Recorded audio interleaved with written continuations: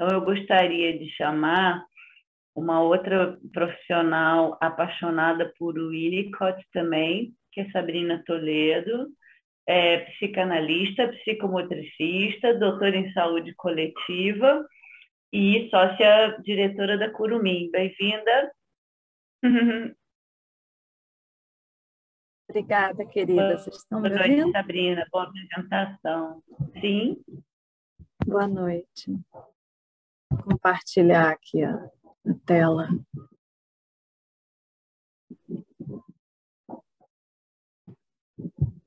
Bom, boa noite a todos. Muito obrigada pelo convite, querida Suzana, Mônica, Patrícia, Séries. Obrigada pela presença de todos. Um prazer, uma honra, uma alegria estar aqui com vocês essa noite. Essas bolhas que ilustram essa figura farão sentido quando eu apresentar a minha vinheta clínica. Eu escolhi como título para esse trabalho falar sobre a janela da alma, a clínica psicomotora à luz da psicanálise winnicottiana. Realmente uma delícia estar vindo falar aqui com vocês logo após a Patrícia. Um prazer te ouvir, viu, Patrícia? A questão da janela da alma também fará sentido na vinheta clínica. Eu trouxe como uma epígrafe essa pequena poesia de uma poeta indiana chamada Rupi Kaur, que eu faço uma leitura winnicottiana dela, dessa poesia. Ela diz assim: a gente fez de tudo para chegar até aqui. E nesse sentido do fazer winnicottiano, que é um fazer de esforço, de uma resposta a uma intrusão. Depois, no final, vocês vão entender melhor, porque eu volto para a poesia, não se preocupe. E agora pode-se dar ao luxo de admirar a paisagem. E esse admirar a paisagem a gente pode entender como ser, que o Winnicott fala. É onde a gente deveria estar, né? Podendo ser a partir do nosso verdadeiro self, e não fazendo como uma reação. Então, depois, com a vinheta clínica, a gente volta à poesia. E aí, em termos teóricos, assim, eu começo só com esse slide, onde eu assim, falo sobre uma mudança que eu fiz no próprio pensamento da minha clínica psicomotora, né? Que sempre foi à luz da psicomotricidade winnicottiana. Daqui a pouco já vou fazer 20 anos com essa trajetória. Só que no início eu escrevia sempre usando a palavra sujeito para me referir aos pacientes, né? Bem na perspectiva da psicanálise tradicional freudiana, pensando o sujeito do inconsciente, pensando, né, o atravessamento da falta, né, do campo da linguagem, do simbólico, da constituição, né, do sujeito na relação do outro através da linguagem, enfim, vinha do meu estudo com Carlos Alberto Plastino, que é um grande winnicottiano, pensar desta forma. E depois, quando eu fui estudar com a Sociedade Brasileira de Psicanálise Winnicottiana, que eu fui entender que para o Winnicott faria mais sentido falar em indivíduo, pensando mesmo a psicanálise winnicottiana a partir de um outro paradigma. Porque se o Winnicott vai falar que o bebê vem ao mundo e se no ambiente suficientemente bom, se tudo corre bem, como ele mesmo diz, ele vai se constituindo enquanto uma unidade psicomotora, então ele está falando de indivíduo. Então a gente não deveria falar de sujeito, deveria falar de indivíduo. Mas hoje em dia eu não falo nem mais de um nem de outro. Na minha clínica psicomotora eu tenho pensado muito em falar de ser humano, porque eu considero fundamental o resgate da dimensão biofílica do ser humano. Então, assim, já atravessada pelas leituras de Léa Tiriba, que é uma grande educadora brasileira, né? As leituras que ela faz de Spinoza, né? Que é um filósofo do século XVII, que vai falar dessa dimensão, né? Bio, vida e filia de filiação. Nós somos filiados à vida, à natureza. Nós somos natureza, nós somos orgânicos. E nesse sentido, né, diante da catástrofe ecológica na qual estamos, né, inseridos, é muito importante, na minha opinião, que na nossa clínica a gente faça o resgate da dimensão biológica. Então, eu trabalho com água, com terra, com conchas, com folhas secas, né? É preciso que a gente resgate a dimensão biológica, biofílica, nos nossos pacientes. Então, assim, é uma mudança. Eu gosto de falar dela, porque para mim ela é bem importante, assim, principalmente na escrita, né? Aí, para a vinheta clínica, eu trouxe assim, bem dentro da temática do fórum mesmo. Então, vou falar da demanda, depois da escuta e depois da intervenção clínica. Eu trouxe um caso de um menino que eu vou chamar de Antônio, e ele tem por volta de 7 já para 8 anos. Ele acabou de chegar no consultório, ele chegou em setembro, mais ou menos. É uma demanda que vem dos pais, mas que também vem da escola. A questão, a queixa é uma coordenação motora fina, prejudicada, quem, né? E é curioso porque a mãe relata que ela também tinha esse problema, e que chegou assim no ápice na adolescência, quando os pais não conseguiam, quando as pessoas, os professores não conseguiam ler o que ela escrevia na adolescência. Então a escola falou, olha, a gente não lê as provas dela. E aí ela foi e fez um tratamento psicomotor, que ela gostou e tal, e aí chegou nesse momento que a escola falou, olha, ele precisa de uma terapia psicomotora e tal, não está dando mais. Mas ela, assim, muito já, né, atenta à questão da psicomotricidade, disse, mas é de equilíbrio, de coordenação motora global, ele está bem e tal. Eu falei, então vamos ver. A gente sabe que nunca é bem assim, né? A motricidade fina, ela é a pontinha lá de um iceberg, né? E aí vem a questão da escuta, que eu acho que é assim o grande pulo do gato de quem está à luz de qualquer psicanálise para pensar a clínica psicomotora, né? Porque essa mãe me traz uma coisa, justo na primeira anamnese, no primeiro encontro, vêm os pais separados, mas eles vêm juntos, assim, ambos bem atentos ao que está acontecendo em função da demanda da escola, e a mãe me diz assim, Sabrina, vou chamá-la de Ana, né? A minha analista atual, ela me disse que provavelmente o motivo de eu ter tido um problema de coordenação motora fina na minha vida é porque eu não fui amamentada.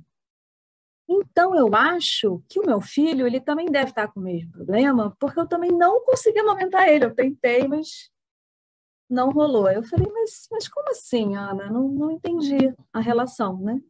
E aí, na hora, ela olha assim para o próprio seio e faz um movimento, e faz um gesto, e faz uma frase, e diz, não, é porque se não amamenta, né? Porque aí não tem atenção, né, Sabrina? Falta foco, falta atenção. E aquilo me chamou muita atenção, né?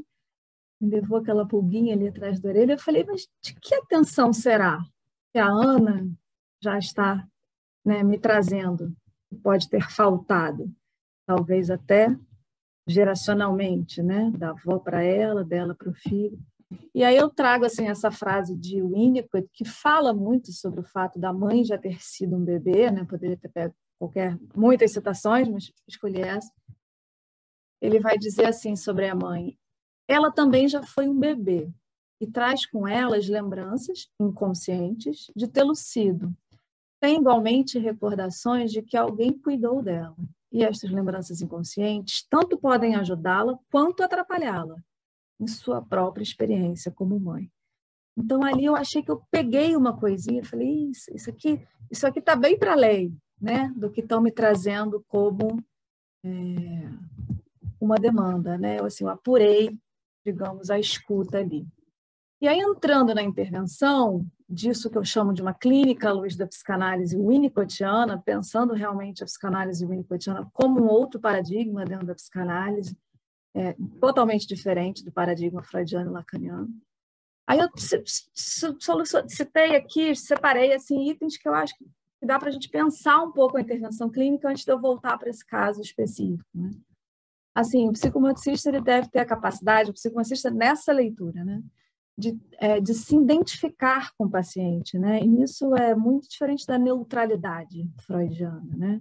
É um outro paradigma que está sendo posto, né? O psicomotricista, assim como o psicanalista winnicottiano, ele deve ser o ambiente suficientemente bom.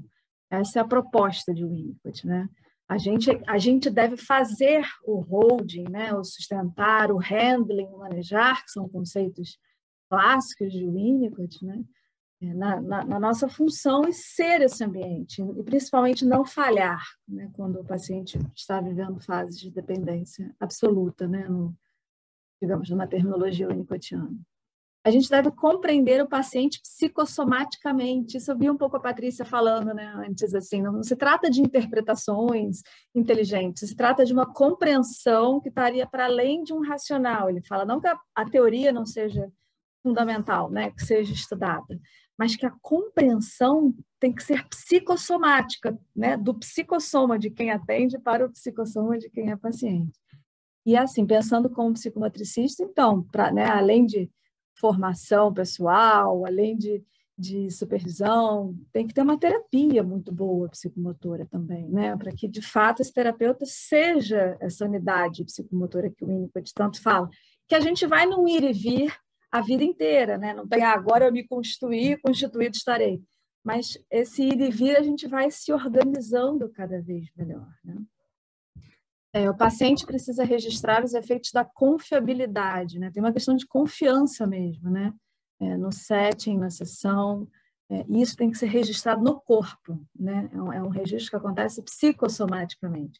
E é isso que possibilita que ele tinja, né? Usei esse verbo, tinja de sentido as experiências psicomotoras, porque são muitas experiências psicomotoras que a gente possibilita, né? No setting psicomotor, né? Então, a gente tem, independente da faixa etária do paciente, pula, desce, rola, né? Se esconde, acha, elementos sensoriais pela pele, é muita corporeidade, né? Mas para que isso tenha sentido, isso tem que emergir de um verdadeiro self, dirá o Winnicott, né? Não adianta ser uma coisa de fora para dentro do paciente, isso tem que, de fato, vir a partir dessa confiabilidade, dessa compreensão que é psicossomática, né, desse paradigma aí do psicomotricista como um ambiente suficientemente bom. É isso que vai dar sentido, né? O Winnicott vai dizer que saúde não é ausência de sintoma. Saúde é a gente ter um sentido de que a vida vale a pena de ser vivida. Isso é muito lindo. Então, essa construção de que a vida vale a pena ser vivida é quando a gente permite que esses pacientes que muitas vezes chegam ao consultório sem possam tingir esse sentido dessas experiências todas que a gente possui. Senão, né, é o quê, né? Estamos ali só. E muitas vezes, quando a gente consegue fazer isso tudo, que pode, falando, parecer fácil, mas é bastante difícil, né? Requer não só muito estudo, muita terapia, muito tudo. Muitas vezes a gente chega na regressão, que também é um tema comum a algumas linhas da psicomotricidade. Porém, na psicomotricidade, a regressão é apresentada como uma experiência simbólica, né? A gente tem autores clássicos da psicomotricidade, franceses, que vão apresentar a regressão como simbólica. E a regressão em Winnicott, ela é uma experiência psicossomática. E isso também insere a psicanálise winnicottiana em outro paradigma, né? Quando a gente pensa a regressão simbolicamente, a gente está indo via Lacan, é outra ideia. Ali a experiência psicossomática, porque é um paradigma da dependência absoluta. Ele vai dizer, regrediu é bebezinho na dependência absoluta.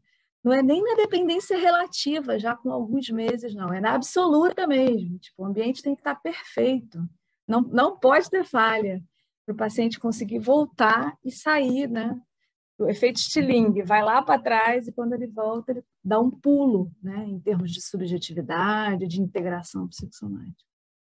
A regressão ela pode ser uma experiência dolorosa, mas ela também pode ser uma experiência favorável no sentido do relaxamento, né, da hipotonia de satisfação, se a gente pensar em termos de Vallon, né, do paciente regredir e entrar naquele contato de hipotonia de satisfação que ele já teve em algum momento. E com isso também crescer. No penúltimo, mas esse aí é mais complexo. Essa é para dizer assim, voltando então ao caso. E esse paciente, o Antônio, que eu dei o nome de Antônio, já fez agora 8 anos, né, com esse problema gráfico, ele está alfabetizado, escola bilíngue e não consegue escrever, assim, muita dificuldade de organização espacial. Quando eu dizia para ele assim, vamos relaxar, faltando 10, 15 minutinhos, eu falo para todos, né? Vamos relaxar e espera um pouco ver como cada um se organiza com essa frase. E aí ele falava, vamos! E pegava a bolinha de sabão, só nesse momento. E ele ia para a janela do consultório. Essa é a janela do consultório que eu divido com a querida Tânia Cosi, que está aí assistindo a gente. Daí essa vista, né? E por isso eu trouxe aquela frase da paisagem. E ele ficava ali 10, 15 minutos fazendo bolinha de sabão, uma criança com pouca atenção, né, que ficava pipocando a sessão inteira, falando muito, finalmente se calava, entrava num exercício que é respiratório, que para assoprar a bolinha eu tenho que inspirar profundamente e expirar profundamente. Então ele relaxava, eu cantava uma música, olha lá uma bolinha de sabão, da palavra cantada, que virou um pouco um objeto transicional ali para a gente, né, para ele poder embarcar. E eu fui vendo como é que assim, ele estava observando uma paisagem, que era a paisagem lá de fora, mas também uma paisagem interna, né, do psiquismo dele, né, da organização interna dele. Era para fora, mas também era para dentro. E é curioso porque a bolinha de sabão é um elemento que o Winnicott usa para comparar com bebês na natureza humana, que foi o único livro que ele escreveu, o resto tudo são compilações. Né? Ele vai dizer que é o bebê com a pressão interna e externa do mundo. Bom, eu termino aqui, tem meus contatos para quem quiser conversar, falar. Eu vou querer conversar com a Patrícia, que eu achei muito boa, acho que a gente pode fazer umas trocas interessantes. Volto para a poesia. Ó. A gente fez de tudo para chegar até aqui, né? Então, falando desse fazer winnicottiano, o quanto que esse menino também não deve ter feito muita coisa, pensando que essa atenção que deve ter faltado, que não é à toa que a mãe traz essa palavra lá na anamnese, né? E esse problema que vem se repetindo, ele teve que fazer muito para chegar onde ele chegou. Ele não teria chegado aonde ele conseguiu, né? Em termos de maturação, de cognição. E agora ele está podendo se dar o luxo, lá no consultório, lá soprando bolinha, lá indo para o relaxamento, de admirar, né, a paisagem de fora e a interna.